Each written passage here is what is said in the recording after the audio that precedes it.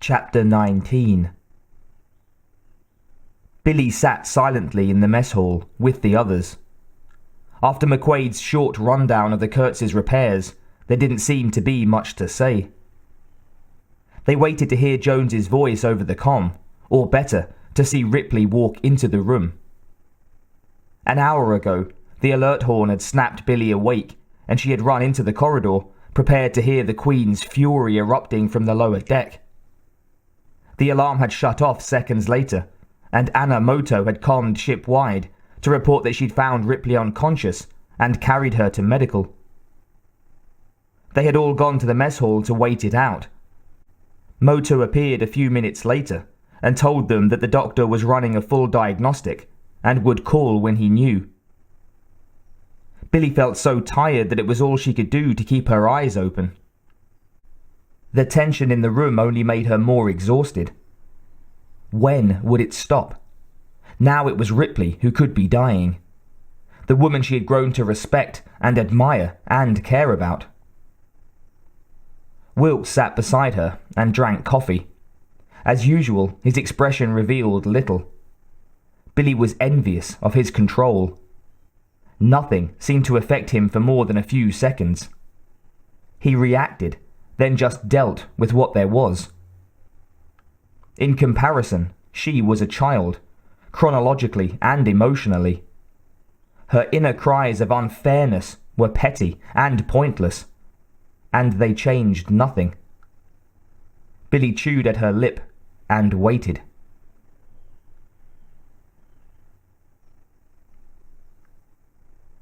Wilks toyed with his coffee cup, aware that it was a good time to talk to Billie. He was concerned about Ripley, but Jones was the expert. There was nothing he could do there. Probably not a fuck of a lot he could do here either.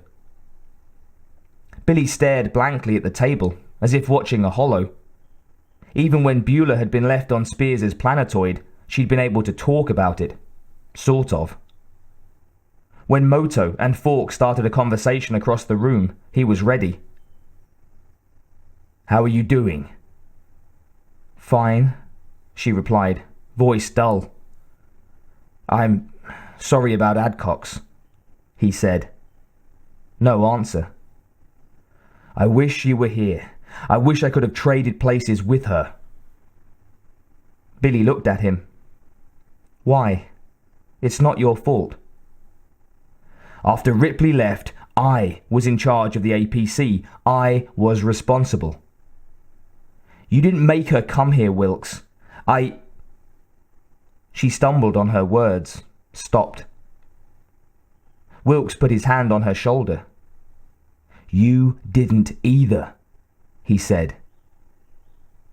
He felt out of place trying to comfort her, but he couldn't stand the look on her face. It reflected how he felt most of the time. He had learned how to hide it, but it was still there. She hurt. He knew. She relaxed a little into his hand. "It's really not your fault, Billie. You didn't make these things." She looked away for a long time, and finally she nodded. Her gaze turned to his, her eyes bright with tears, and she nodded again. "No," she said shakily. "I didn't." Wilks felt his own tight gut loosen a bit. It was a start. Maybe he hadn't fucked up so bad after all. "Hey folks," the comm crackled. "You there?" It was Jones. Tully called back. "What is it? How is she?" Everyone in the room faced the wall comm. Wilks tightened his hand on Billie's shoulder. "She's okay," said Jones. "Good as new in no time." Falk and Moto jumped up, grinning. McQuaid clapped his hand on the edge of his chair and laughed. Wilks smiled at Billie, whose entire body relaxed as she started to cry. The crew hardly knew each other in real time, but Wilks was as relieved as anybody. Ripley was special. Hell, they were all special. He put his arm around her, and she leaned on him, tears flowing. She would cry more about this, he understood. There was relief, and then there was letting go. Not something he had a lot of practice at himself. Ripley swam up out of the murk, slowly. Someone spoke nearby. She was tired, her head hurt. "Now, in no time," said the voice. Far away, someone laughed. Ripley struggled to open her eyes. What happened? That voice was distant, tinny. The closer voice spoke again. She sustained a head injury at some point. Probably got hit by the Queen. Ripley faded out again. Too hard to concentrate. But then, Queen. Queen. She felt her hands clench hard. Wake up. Wake up. No cerebral spino draining, no fracture. I was worried about hemorrhage, but there's no signs of that. Mostly fatigue, I think. Mild concussion. She's pretty tough. Tougher than she looks. Jones. She was on the Kurtz, in Medlab, and the Queen. Ripley groaned and rolled her head. She opened her eyes. Jones stood by a wall-comm. He glanced at her and checked his watch. "Oops, I have a patient to attend to. I'll let you know when she feels like visitors." Ripley cringed as she looked around. Cold room, funny smell, shiny instruments. It scared her, and she didn't know why. "Where's the Queen?"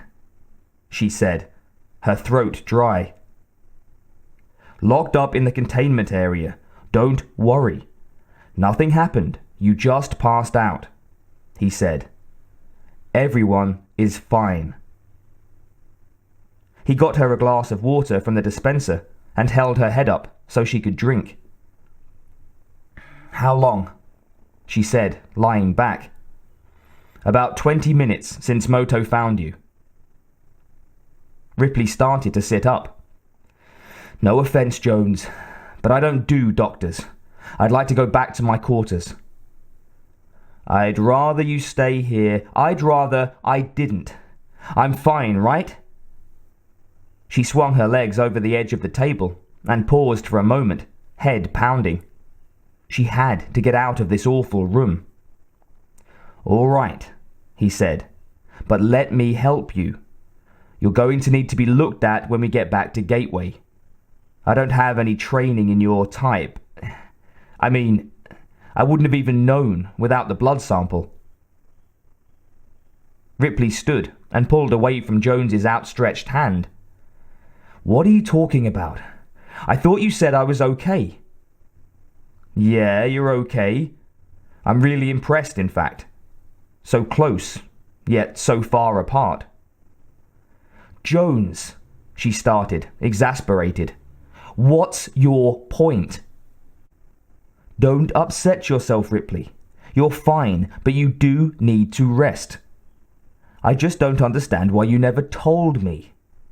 I mean, what if I'd had to do an emergency procedure? Blood transfusion or something like that?"